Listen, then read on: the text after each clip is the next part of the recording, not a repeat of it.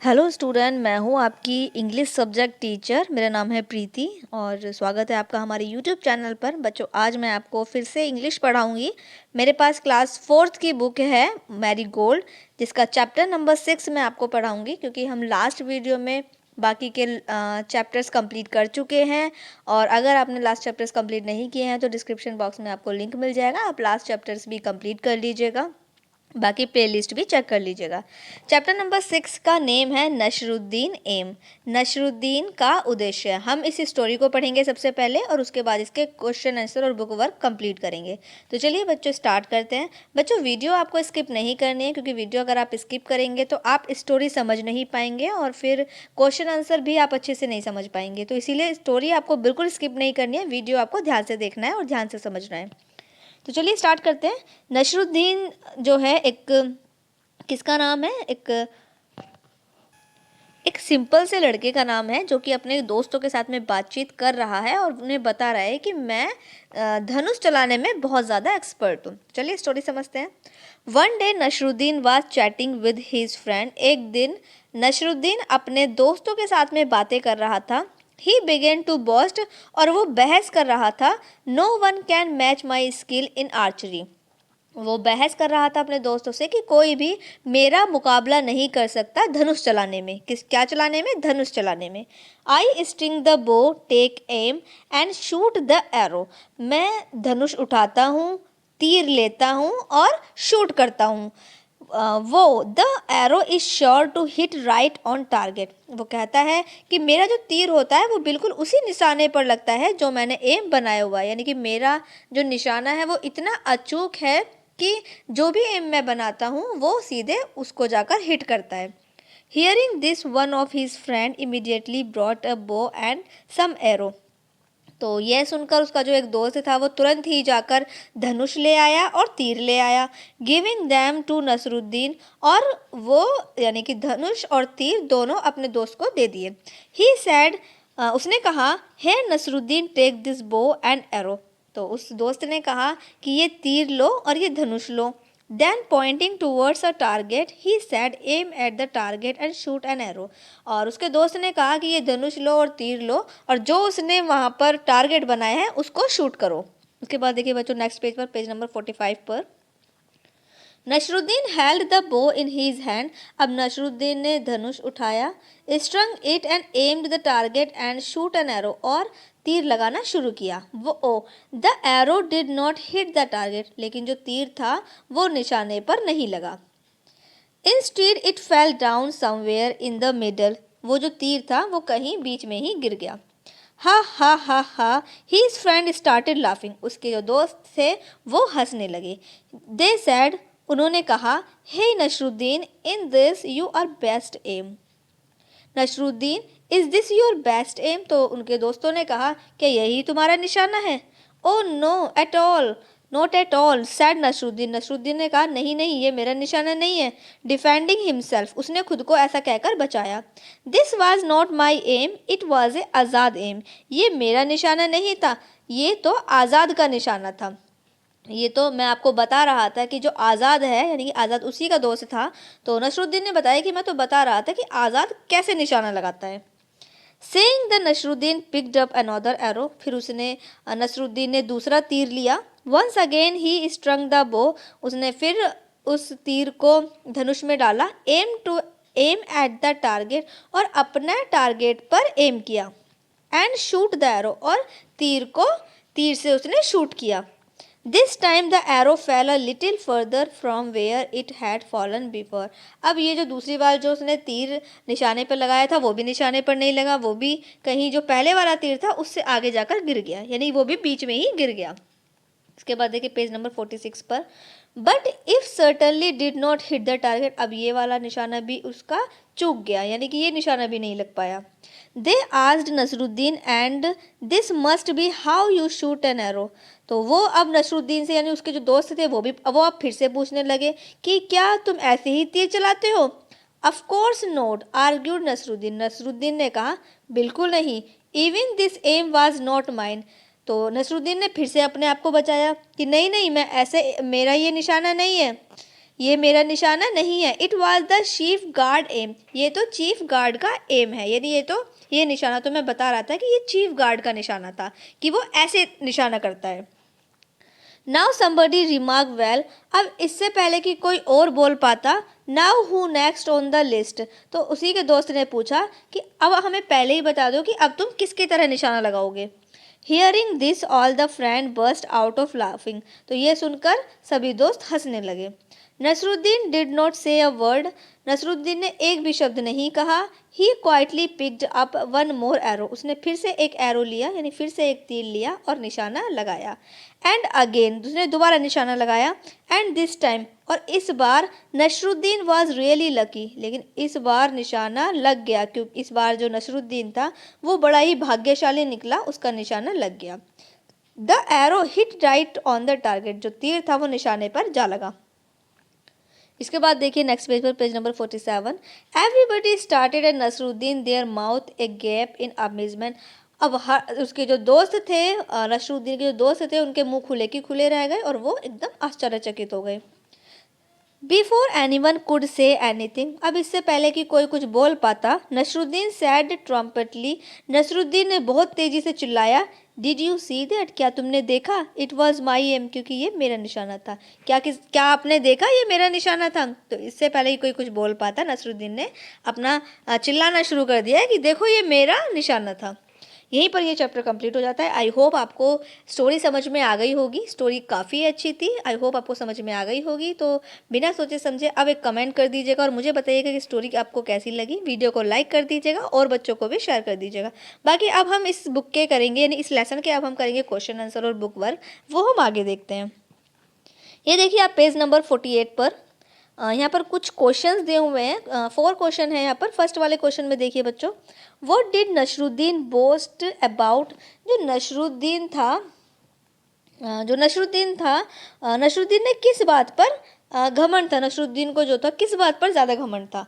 तो किस बात पर घमंड था, नसरुद्दीन को धनुष चलाने में वो अपना ज़्यादा ही बखान कर रहा था, यानी कि वो उसको घमंड था कि वो ज़्यादा अच्छा धनुष चलाता है। तो आंसर है हमारा, मैंने नीचे की तरफ ही लिखे हुए हैं, Nasruddin boast about his excellent skill in the archery. Second वाले में देखिए, why did Nasruddin take someone else name each time he missed the target. इसमें देखिए क्वेश्चन 2 में पूछा है कि नसरुद्दीन हर बार निशाना जब वो नहीं लगा पा रहा था तो वो दूसरों का नाम क्यों ले रहा था। नसरुद्दीन हर बार तो निशाना नहीं लगा रहा था, तो वो क्यों दूसरों का नाम ले रहा था। तो क्यों दूसरों का नाम ले रहा था, नसरुद्दीन हर बार निशाना नहीं लगाए जाने पर वो किसी और का नाम लेता था ताकि निशाना ना लगा पाने की शर्मिंदगी से बच सके, ताकि उसको शर्म ना आए। तो हमारा क्वेश्चन नंबर 2 है, Nasruddin took someone else's name each time he missed the target so as to hide from the shame of not being able to aim the target, ताकि वो शर्मिंदगी से बच सके। क्योंकि देखा बच्चों आपने, जैसे कि स्टोरी में बताया गया था कि पहली बार जब उसने निशाना नहीं लगा तो उसने अपने दोस्त का नाम ले दिया कि ये तो मैं अपना निशाना नहीं लगा रहा था, ये तो मैं बता रहा था कि वो ऐसे निशाना लगाता है, आज़ाद ऐसे निशाना लगाता है। फिर दूसरी बार भी उसका निशाना नहीं लगा तो फिर उसने बताया कि मैं तो चीफ गार्ड जो है वो उसकी तरह निशाना लगाकर बता रहा था कि वो ऐसे इस तरीके से निशाना लगा रहा है। लेकिन थर्ड टाइम उसका निशाना लग गया, तब उसने बताया कि ये मेरा निशाना था। तो किस तरीके से उसने चालाकी से अपना वो हर चीज़ को जो जब वो नहीं लगा पा रहा था तो वो दूसरे के नाम कर रहा था, जब लगा दिया निशाना तो उसने अपना नाम कर लिया। तो किस तरीके से उसने किया। इसके बाद देखिए question number 3, why did Nasruddin say it was my aim the third time, Nasruddin ने क्यों कहा, तीसरी बार नसरुद्दीन ने क्यों कहा कि ये मेरा निशाना है। तो क्यों कहा था, आंसर है हमारा आंसर 3, नसरुद्दीन सैड, नसरुद्दीन ने कहा इट वॉज माई एम, ये मेरा निशाना है, the third time because finally he was by then able to aim the target successfully, क्योंकि उसका जो टारगेट था, उसका जो एम था वो सीधे सही निशाने पर जाके लगता है, उसका जो तीर था वो सही निशाने पर जाके लगता है, इसीलिए उसने कहा कि ये मेरा निशाना था। अब देखिए 4 वाला, do you think Nasruddin was good at archery, क्या तुम्हें लगता है कि नसरुद्दीन एक अच्छा धनुर्धर था, धनुष चलाने में वो अच्छा था, क्या तुम्हें लगता है। No, I don't think Nasruddin was good at archery because he was not able to aim the target in his first and second turn, हम मुझे देखो, हमें नहीं लगता कि वो एक अच्छा धनुर्विद्या जानता है, वो एक अच्छा धनुर्धर है, क्योंकि अगर वो अच्छा होता तो वो पहली बार में ही अपना टारगेट हिट करता। लेकिन उसने फर्स्ट टाइम में भी और सेकंड टाइम में भी उसने तीर सही निशाने पे नहीं लगाया था। वो तो एक उसका गुड लगता कि थर्ड टाइम उसने हिट किया टारगेट, लेकिन उसने फर्स्ट और सेकंड टाइम नहीं किया, इसीलिए वो हमारे बिल्कुल भी हमारे अकॉर्डिंग वो बिल्कुल भी अच्छा नहीं था धनुष चलाने में। इसके बाद देखिए, यहाँ पर मैंने ये आंसर लिख दिया, तो ये आप कंप्लीट कर लीजिएगा। इसके बाद देखिए पेज नंबर 49 पर आपको रीडिंग करनी है और ये समझना है। इसके बाद हम करेंगे पेज नंबर 50 पर देखिए मैचिंग दिए हुए हैं। Shoot the arrow and hit the target by matching the words with their correct meaning. तो अब देखिए हमें क्या करना है, मैचिंग करने हैं। चैटिंग का मतलब क्या होता है, टॉकिंग इनफॉर्मली। अमेजमेंट का मतलब है, अमेजमेंट का मीनिंग है ग्रेट सरप्राइज। आर्चरी का मतलब है shooting with bow and arrow. Defending का मीन्स है प्रोटेक्टिंग फ्रॉम अटैक। टारगेट का मीन्स है the goal intended to be hit. Triumphantly का मतलब है हैप्पीली एंड प्राउडली। तो ये आप मैचिंग कर लीजिएगा, मैंने नंबर भी यहाँ पर नोट कर दिए हैं, आप नंबर भी डाल लीजिएगा, मैचिंग कर लीजिएगा। इसके बाद देखिए पेज नंबर 51 पर 51 पर देखिए रिप्लेस द बोल्ड वर्ड। जो बोल्ड वर्ड लिखे हुए हैं उन्हें रिप्लेस करना है विद वर्ड्स फ्रॉम द क्यूकर and the rewrite the sentence. Okay, तो यहाँ पर देखिए हिंट दिए हुए हैं, तो हमें बोल्ड लेटर जो लिखे हैं उन्हें रिप्लेस करना है इन वर्ड्स से, जो साइड में वर्ड्स लिखे हुए हैं। तो यहाँ पर मैंने ये कंप्लीट कर दिया है, आप भी कंप्लीट कर लीजिए। इसके बाद आपको करना है पेज नंबर 52 पर। 52 पर देखिए क्या करना है, समझ लीजिए। This is a picture of Rahul Gupta. Picture है राहुल गुप्ता की। Using the clue given right a paragraph about him in your notebook. Okay, तो ये पिक्चर दी हुई है राहुल गुप्ता की, और इसी से रिलेटेड हमें कुछ सेंटेंस बनाने हैं जिसके क्लू भी दिए हुए हैं। नेक्स्ट पेज पर, पेज नंबर 52 पर क्लू दिए हुए हैं, तो हमें सेंटेंस बनाना है। देखिए बच्चों, मैंने ये कंप्लीट कर दिया है, सेंटेंस बनाकर मैंने यहाँ नोट कर दिए, आप भी नोट कर लीजिएगा। इसके बाद देखिए 2 पर, दिस इज राजीव फैमिली। ये राजीव की फैमिली है। दे आर हेल्थी फैमिली, और ये बड़ी ही स्वस्थ फैमिली है। See what each one does to remain healthy. तो अब आपको पिक्चर देखनी है और देखना है कि वो हेल्थी रहने के लिए क्या क्या करते हैं। तो क्या क्या करते हैं, फादर क्या कर रहे हैं, फादर जो है वो आयरन पंपिंग कर रहे हैं। मदर क्या कर रही हैं, वो योगा कर रही हैं। हेल्थी रहने के यहाँ पर नियम दिए हुए हैं कि किस तरीके से राजीव की फैमिली हेल्दी रहती है। इसके बाद सीता क्या कर रही है, रोप स्कीपिंग कर रही है।